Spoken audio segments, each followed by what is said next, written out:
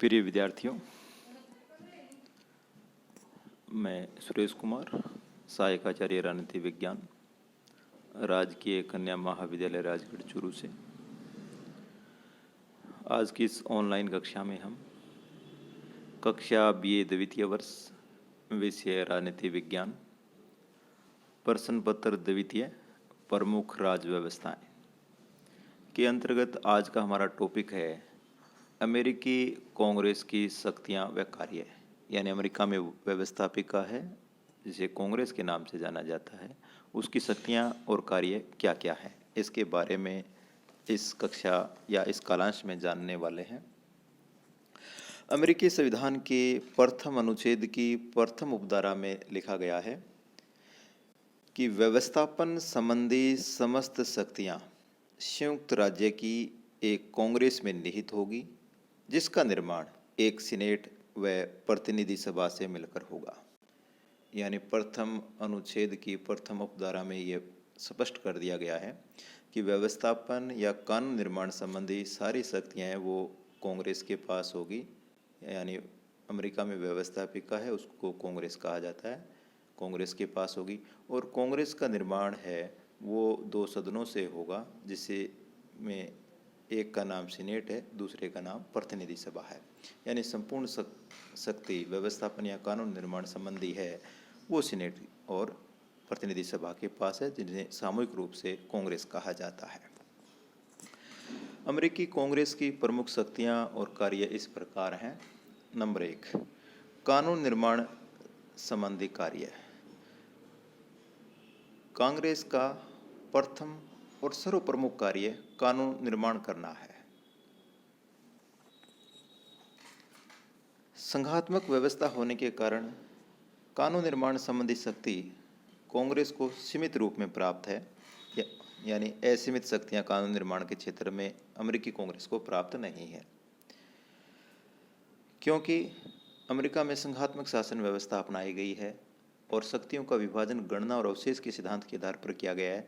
वहाँ की संघ सरकार की शक्तियों को संविधान में बतला दिया गया है और जो अवशेष शक्तियाँ बची है वो राज्यों को सौंपी गई है। कांग्रेस की विधायी या कानून निर्माण संबंधी शक्तियों का उल्लेख अनुच्छेद 1 के 8वें उपभाग तथा शक्तियों का विस्तृत वर्णन 4थे अध्याय में दिया गया है। इस संबंध में अमेरिकी कांग्रेस की शक्तियां 3 प्रकार की हैं। पहली प्रदत्त शक्तियां, दूसरी निहित शक्तियां, तीसरी समवर्ती शक्तियां। अमेरिकी कांग्रेस की प्रदत्त शक्तियों के अंतर्गत कांग्रेस को कर लगाने तथा कर एकत्रित करने, ऋण चुकाने की व्यवस्था करने, देश की प्रतिरक्षा की व्यवस्था करने, मुद्रा के निर्माण यानी नाप तोल का स्तर निर्धारित करने और डाक तथा तार इत्यादि का प्रबंध करने की शक्ति दी गई है।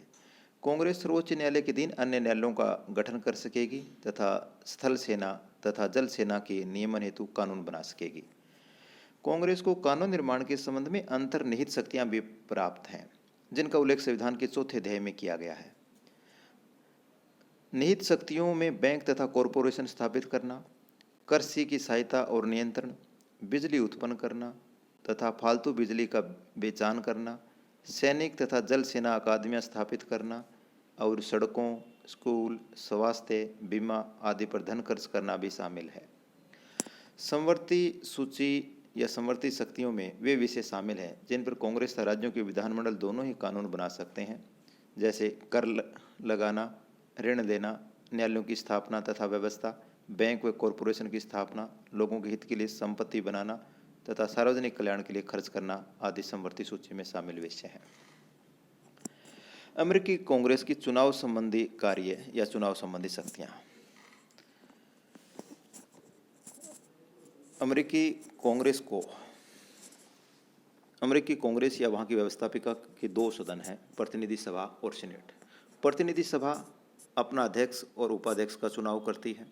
सीनेट अपने उपसभापति का चुनाव करती है। सीनेट का जो सभापति होता है वो पदेन होता है अमेरिका का उपराष्ट्रपति, इसलिए सीनेट को केवल उपसभापति का चुनाव करने का अधिकार है। अमेरिका के राष्ट्रपति और उपराष्ट्रपति के चुनाव में कोई विशेष परिस्थितियां बन जाए, यानी राष्ट्रपति के चुनाव में किसी को भी निरपेक्ष या पूर्ण बहुमत नहीं मिले, तो उस स्थिति में सबसे ज़्यादा वोट प्राप्त करने वाले 3 उम्मीदवारों में से किसी एक उम्मीदवार को राष्ट्रपति चुनने का अधिकार प्रतिनिधि सभा के पास है।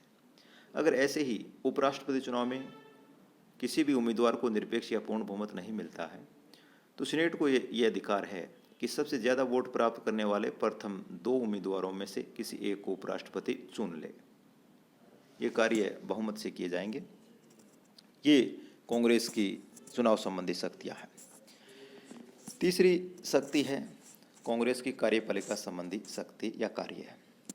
संविधान के द्वारा कार्यपालिका संबंधी शक्तियाँ राष्ट्रपति को प्रदान की गई है, किंतु कांग्रेस और प्रमुखतया या विशेषतया अमेरिका की सीनेट राष्ट्रपति के इन कार्यों और शक्तियों में भागीदारी करती है। राष्ट्रपति द्वारा की गई नियुक्तियां और संधियां का अनुमोदन सीनेट द्वारा किया जाना अनिवार्य है। सीनेट अनुमोदन कर देगी तभी वो नियुक्तियां प्रभावी होंगे, तभी संधियां दूसरे देशों के साथ हैं वो लागू हो पाएंगी।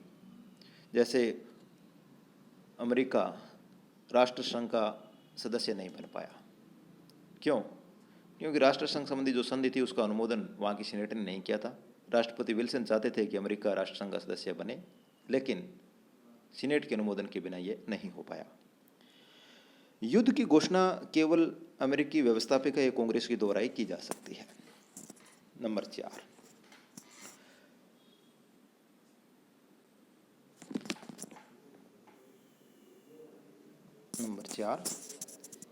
अमेरिकी कांग्रेस द्वारा प्रशासन का निर्देशन व नियंत्रण करने की शक्ति। कांग्रेस का एक प्रमुख कार्य प्रशासन का निर्देशन और नियंत्रण भी है। कार्यपालिका विभागों से रिपोर्ट और सूचनाएं मांग कर कांग्रेस द्वारा निर्देशन और नियंत्रण की शक्तियों का प्रयोग किया जा सकता है। कांग्रेस द्वारा प्रशासनिक एजेंसियों और सेवाओं की स्वयं व्यवस्था की जा सकती है तथा उनके कार्य भी कांग्रेस द्वारा निर्धारित किए जा सकते हैं। 5वीं शक्ति और कार्य कांग्रेस द्वारा जांच पड़ताल करना। निर्देशन और नियंत्रण से संबंधित कार्य जांच पड़ताल या इन्वेस्टिगेशन करने का है। कांग्रेस को प्रशासन में व्याप्त भ्रष्टाचार की जांच करने या अन्य किसी मामले की जांच करने के लिए जांच समिति नियुक्त करने का अधिकार है। वर्तमान समय में कांग्रेस के जांच पड़ताल करने की इस कार्य का महत्व बढ़ता जा रहा है और कांग्रेस ने अनेक महत्वपूर्ण विषयों में जांच कर शासन कार्य को महत्वपूर्ण रूप से प्रभावित किया है। 6ठा कार्य और शक्ति है कांग्रेस द्वारा नवीन राज्यों को संघ में प्रवेश देना।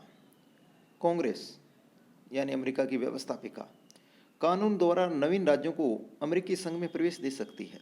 आरंभ में अमेरिकी संघ में 13 राज्य थे, किंतु वर्तमान में अमेरिका में 50 राज्य हैं और कांग्रेस ने कानून बनाकर ही इन 50 राज्यों को संघ में प्रवेश प्रदान किया है।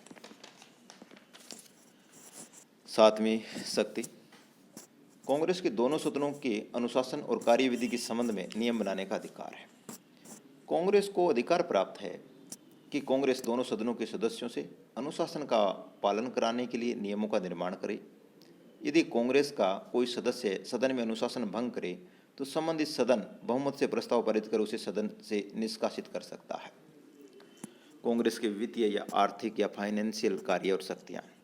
कांग्रेस का एक महत्वपूर्ण कार्य राष्ट्रीय वित्त या धन पर नियंत्रण रखने का है।